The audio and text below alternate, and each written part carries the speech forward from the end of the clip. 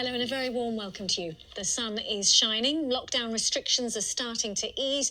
Some people are thinking about summer festival season. However, some of this year's biggest music events have had to postpone amidst pandemic uncertainty. There's also concern over insurance. In some European countries, festivals are underwritten by the government, and some organisers are now calling for that to happen here. Our work and money correspondent, Mark Ashdown, is in a rather nice-looking Hyde Park this evening. Mark.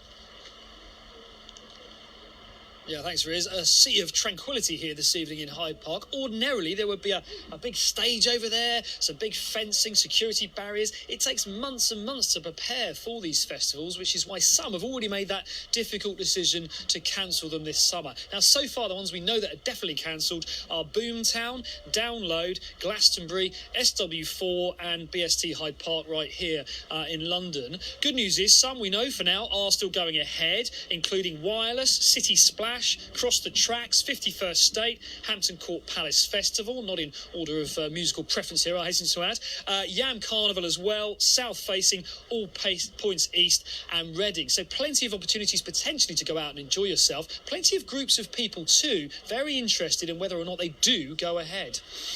London, if you're having a good time right now, say yes, sir! It's unlikely all this will come back in the summer, but one promoter who helps organise dozens of events is hopeful, but predicts a different festival feel. Festivals like Glastonbury and Boomtown, they're like 50 to 100,000 capacity festivals. There's a lot of work that goes into them. Like, they start working 9 to 6 months before. They've got to book the security, they've got to book the production, they've got to book everything for food courts, the bar staff. I think this summer we'll probably see a lot of boutique independent festivals.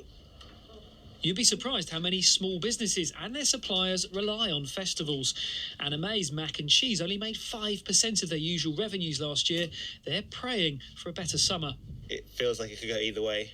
I know some of the bigger ones are already cancelling. We've had about 3 or 4 cancelled, but still about 10, 11 still going ahead. So I'm keeping literally everything crossed because kind of 1 year you can deal with, 2 years is going to be very difficult if they don't happen.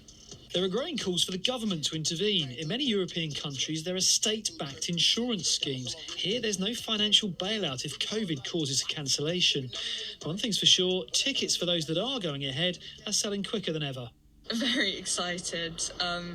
There's a lot to do and a lot of people to see, so yeah, very much looking forward to it. I feel like the actual organisations themselves will have put the restrictions that are needed in place, so I think that if there was any kind of concerns or procedures, they would already be there, and I have faith that they'll make it safe for us.